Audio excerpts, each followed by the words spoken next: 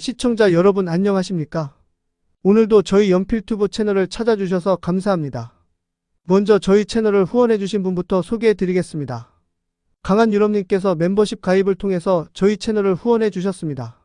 저희 채널을 후원해주셔서 감사합니다. 앞으로 좋은 영상을 만들도록 노력하겠습니다. 오늘은 미국의 대통령 선거에 대해서 연필튜브의 이야기를 들어보겠습니다. 연필튜브님 오늘의 이야기를 말씀해 주시겠습니까? 예, 안녕하십니까. 오늘은 미국의 선거제도에 대해서 한번 알아보겠습니다. 미국의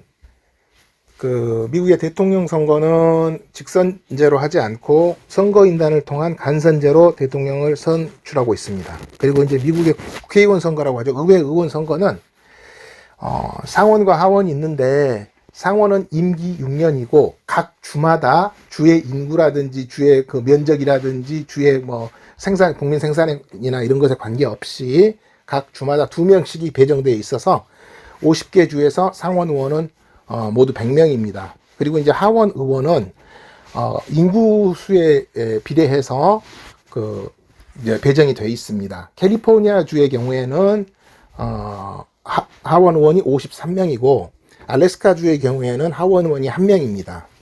그리고 이제 미국의 대통령 선거인단은 각 주의 하원 의원과 상원 의원을 합한 숫자를 전국적으로 더하는 것입니다. 그래, 이를테면은 캘리포니아의 경우에는 하원 의원 53명에 상원 의원 2명을 합해서 55명이 선거인단이 되고, 알래스카 주의 경우에는 하원 의원 1명에 상원 의원 2명이 합쳐져서 3명이 선거인단이 됩니다. 그래서 전체적으로 대통령 선거인단은 하원 의원이 435명, 상원 의원이 100명, 그리고 이제 워싱턴 DC의 경우에는 특별히 이제 3명을 추가를 해서 총 538명입니다.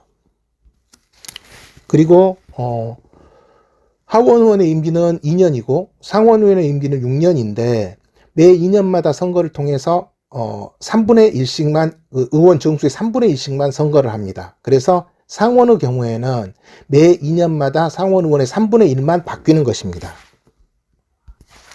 그러면 이와 같이 미국이 직선제를 하지 않고 대통령 선거인단을 통해서 간선제로 대통령을 뽑는 이유는 미국이 역사적으로 출발할 때 단일 국가에서 출발하지 않고 연방제적 전통을 가지고 있는 상태에서 출발을 했기 때문에 단일 국가와 연방제적 전통이 혼합된 형식으로 볼 수 있습니다. 이를테면 유엔의 경우에는 개별적인 독립국가들이 다 모여서 만든 기구이기 때문에 그 국가의 면적이라든지 인구라든지 GDP라든지 이런 것에 상관없이 각 국가들마다 한 표를 행사합니다. 그래서 미국의 경우도 각 주를 그냥 독립국가로 본다면 각 주마다 한 표를 행사해서 대통령을 뽑아야 할 텐데, 그렇게 완전히 독립국가로는 보지 않고 단일 국가와 독립국가들의 연합의 중간 형태로 해서 연방제적 전통을 가지고 있기 때문에 각 주마다 인구수에 비례한 하원 의원의 의석을 더해서 각 주마다 선거인단이 숫자가 다르게 된 것입니다.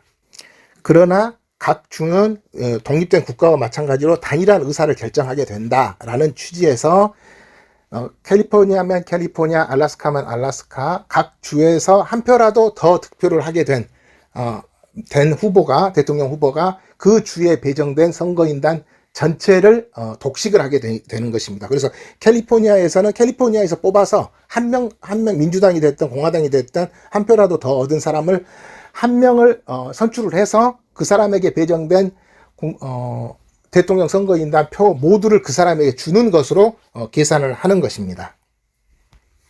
이와 같이 대통령 선거인단을 통해서 간선제를 하는 이유는 미국이 단일 국가와 그 다음에 이제 독립된 국가들이 모인 연방제적 전통을 가지고 있는 그런 혼합된 전통의 국가이기 때문에 이렇게 선거제도가 이루어졌습니다. 이제 그러나 우리나라는 이걸 또 역사적으로 악용한 사례가 있습니다. 유신헌법과 전두환의 5공화국 헌법에서 대통령을 간선제로 대통령 선거인단을 통해서 간선제를 했습니다. 그러나 우리나라는 완전한 당일 국가고 연방제적 전통이 전혀 없는 나라입니다. 그래서 만약에 선거인단과 국민의 투표 결과와 선거인단의 투표 결과가 불일치하면은 그것은 유해한 제도가 되는 것이고, 국민의 또 투표 결과와 선거인단의 투표 결과가 일치하게 되면은 결국은 선거인단은 무익한 제도가 되는 것입니다. 그런데 이제 유신과 공화국 헌법에서는 미국이 간선제를 채택하고 있다는 점 하나만을 들어서 미국도 채택하고 있는데 이걸 왜 우리나라가 채택을 못하느냐라고 하면서 체육관에서 대통령을 뽑기 위해서 간선제를 채택한 것입니다. 잘 들었습니다. 다음으로 현재 미국의 지역별 지지 성향에 대해서 말씀해 주시겠습니까?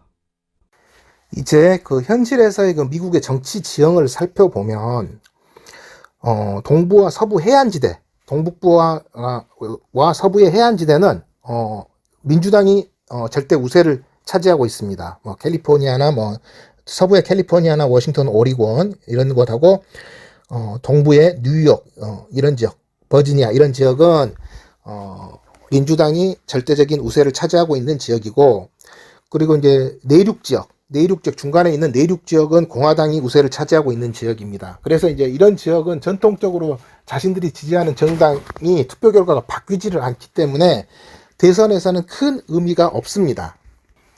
그래서 이제 실질적으로 미국의 대통령 선거를 결정하는 것은 경합주, 스윙 스테이트라고 하죠. 경합주인데 이 경합주는 이제 지역에 따라서 또 세 가지로 나뉩니다. 세 지역으로 나뉩니다.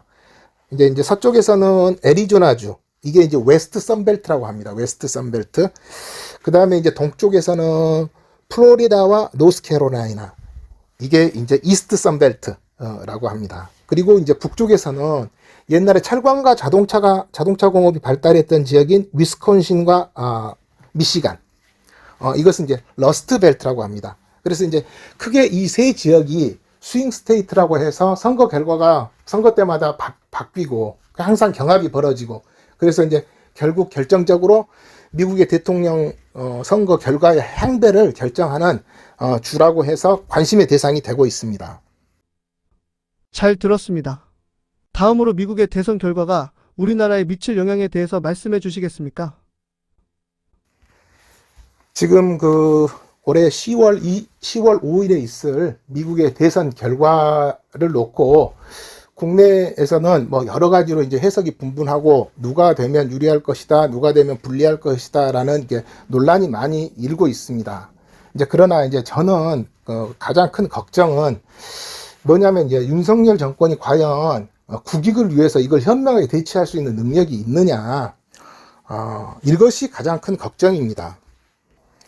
지금 뭐 윤석열 정권에 대한 비판이 커지고 김건희의 뭐 각종 비리라든지 각종 수사 무마라든지 여러 가지 문제들이 많이 드러나고 있습니다. 그리고 이제 대선 과정에서의 부정이라든지 이런 것들이 다 드러나고 있는데, 저는 이제 그것들도 정말 엄청난 문제라고 생각하지만 가장 큰 문제는 윤석열 정권이 외교와 안보에서의 무능입니다.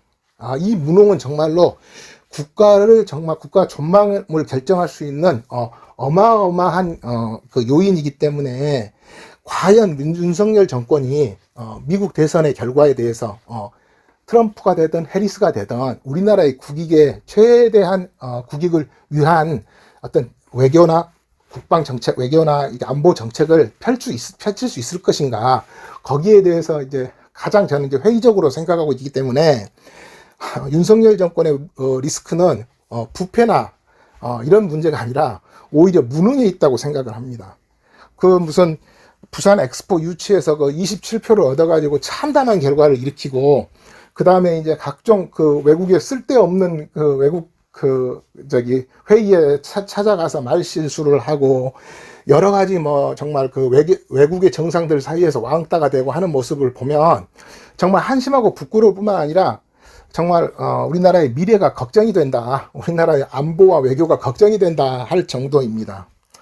아무튼 뭐 11월 5일에 있을 대선이 결과가 어떻게 되든 간에 아무튼 우리나라의 국익이 가장 중요하니까 이제 이 국익에 부합할 수 있는 어떤 정책이 나와야 될 텐데, 이제 참 걱정이라는 말씀을 드리고, 이럴 바에는 좀 하루빨리 끌어내리는 것이 낫지 않을까. 그리고 이제 11월 미국 대선 결과에 따라서 윤석열에 대한 탄핵의 불길이 좀 활활 번져나갈 수 있기를 저는 한번 기대를 해봅니다. 예, 오늘은 그 미국의 대통령 선거제도, 미국에 대해서 살펴보았습니다. 미국의 대통령 선거제도가 왜 직선제를 하지 않고 간선제로서 대통령 선거인단을 통해서 간접적으로 대통령을 뽑게 되는 것인지, 그것은 단일 국가와 그 연방 국가의 전통을 혼합한 결과이다. 그래서 연방 국가적 전통이 있기 때문에 결국은 간선제로 대통령을 뽑게 되는 것이다 라는 말씀을 드렸고, 근데 이제 이런 미국의 간선제를 교묘하게 이용을 해서 우리나라에서는 유신헌법과 전두환의 5공화국 헌법이 체육관에서 대통령을 뽑기 위해서 미국도 간선 대통령 선거인단에 관한 선거를 하는데 우리나라는 왜 못하느냐, 아무런 논리도 없이 갖다 붙여가지고 결국 체육관에서 대통령을 뽑는 황당한 헌법을 만들었다, 이런 말씀을 드렸고, 그 다음에 이제 미국의 경합지역 스윙 스테이트가 웨스트 선벨트로서 서쪽의 아리조나, 그 다음에 이스트 선벨트로서 플로리다, 노스캐롤라이나, 그 다음에 러스트 벨트로서 위스콘신, 미시간, 이런 지역이 있고, 이런 지역의 투표 결과에 따라서 결국은 미국의 대통령의 향배가 결정이 된다, 이런 말씀을 드렸습니다. 그리고 무엇보다도 정말 그 윤석열 정권의 문제는 부패라기보다는, 부패도 크지만 무능에 있기 때문에 외교 안보적으로 미국 대통령 선거 결과를 과연 우리나라 국익에 최대한 유리하도록 활용할 수 있을 것인가, 굉장히 회의적인 생각이 든다. 이럴 바에는 차라리 빨리 끌어내리는 것이 낫지 않을까, 이런 생각이 든다는 말씀을 드렸습니다. 예, 긴 영상 끝까지 시청해 주셔서 감사합니다. 다음에도 더 좋은 소식을 가지고 여러분을 찾아뵙겠습니다. 안녕히 계십시오. 오늘은 미국의 대통령 선거에 대해서 연필튜브의 이야기를 들어보았습니다. 긴 영상 끝까지 시청해 주셔서 감사합니다. 다음에 다시 찾아뵙겠습니다.